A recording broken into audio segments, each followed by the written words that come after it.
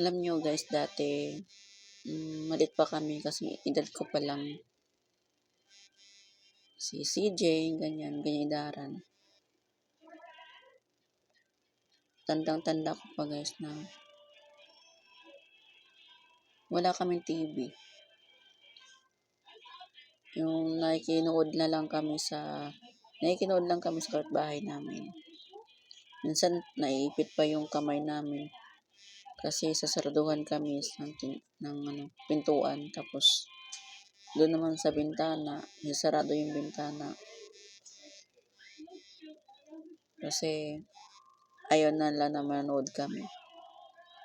Pero ngayon guys, TV namin ang dami. Actually 5 nga ang TV namin ngayon dito. Ang iba bininta na namin. Ayan, may TV kami sa tindahan. Ayan. Sa sala, may 2 kaming TV doon. Tapos meron pang TV dyan. Flat screen, 2. Tapos 2 ganito.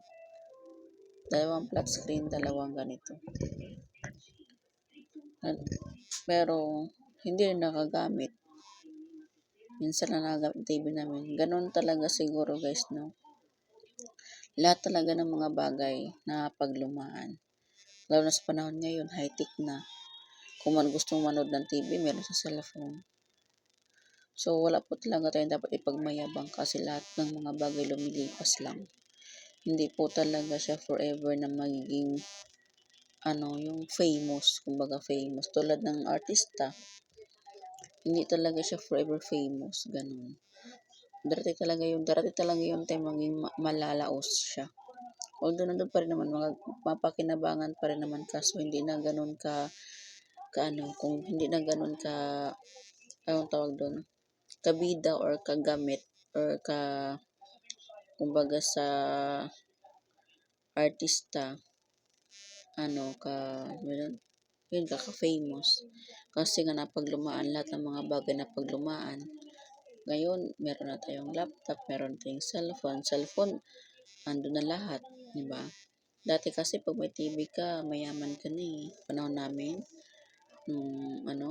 mga 1980s dyan, kaway-kaway dyan.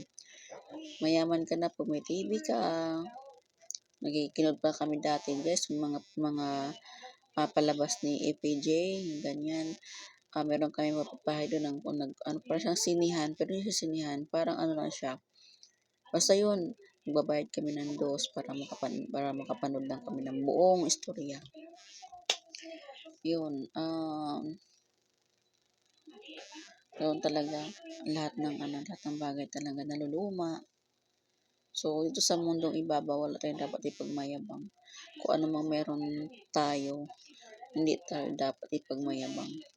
O hindi dapat natin ipagmayabang. Kasi lahat ng mga yan lumilipas lang din. Kumbaga, pinapatikim tayo kasi yun nga ang kumbaga trending, pero hindi tayo dapat magdamot. Naalala ko dati guys, wala kaming TV. Ngayon, sobra-sobra ng TV namin. Yan, tambay lang din naman ang TV, din nagagamit. Dati pag manood ako ng TV ngayon, naalala ko, pag may nakita akong may makikita akong mga sa mga vlog sa TikTok, sa YouTube na mga batang walang-wala. Naalala ko nung kami noon na gano'n. Grabe. Ang palad talaga na isang tao na parang gulong. Dati nasa ilalim ka, ngayon nasa ibabaw ka na. Pero yun nga, parang gulong. So, hindi tayo dapat magyabang kung anong meron tayo. Kasi hindi lahat ng panahon o oras na nandun tayo sa tuktok. Nagbabago po ang kapalaran ng isang tao. So, hindi mo dapat ipagmayabang kung natapos mo, kung ano pinag-aralan mo, kung nakapagtapos ka man. Minsan kasi may mga tao kasi na nagmamatter lang sa na natapos mong edukasyon eh.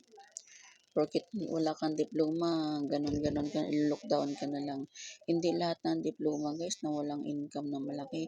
Meron dyan, stable nga trabaho, pero ang income nila fix lang, 'di ba?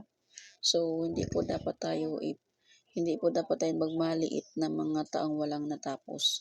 Kasi kadalasan sa mga taong hindi nakapagtapos, sila pa yung malaking income. Tunay ho yan. So, kayo nakapagtapos dyan, naka-office nga kayo, naka-suit antay nga kayo, naka-aircon nga kayo, pero yung income nyo, yung sahod nyo, fix lang. Diba?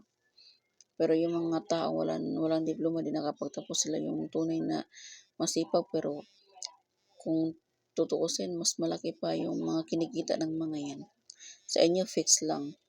Pero yung mga yan, pag ganyan-ganyan, pasimple-simple yan sa buhay, pero mas malaki pa ang kinikita yan kaysa sa inyo. Diba? So, kung nakapagtapos ka man o hindi mo dapat ipagmalaki yan. Hindi mo dapat ipagmayabang. No? Kasi marami ngayon na nakapagtapos kuno ng college, ko ng ganyan, kaya sila naging ganyan trabaho. Yabang, no? Pero hanggang ngayon, ganun pa rin, empleyado pa rin. No?